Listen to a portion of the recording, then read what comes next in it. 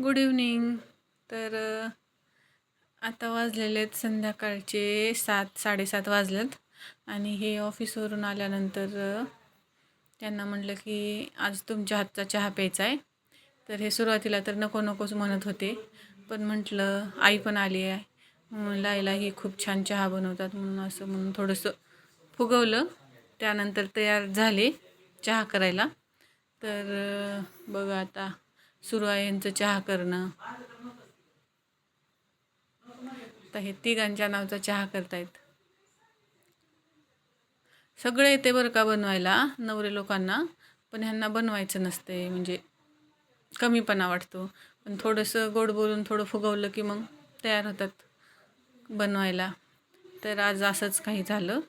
यांना मग थोडंसं हे म्हणजे खूप छान चहा बनवतात, अमृततुल्यसारखा चहा असतो तुमचा, असं म्हणून म्हणून थोडंसं फुगवल्यानंतर यांनी चहा केला आहे. फायनली हा चहा बघा तयार झाला आहे आता.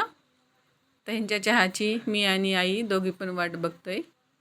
तर आता अजून चहा बघितल्यात, साखर कमी झाली आहे, तर थोडीशी साखर टाकल्यात अजून.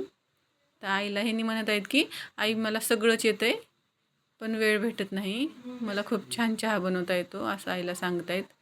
तर बघा आता आई ही देवाला गेली होती त्यामुळे वाटीत पिते, काशीला गेली होती ना त्यामुळे ती कपामध्ये पित नाही. तर बघा मस्त ह्यांच्या गप्पा सुरू आहेत चहा पीत पीत. तर बघा बरं मोबाईलमध्येच असं लक्ष देण्यापेक्षा असं थोडंसं हसत खेळत गप्पा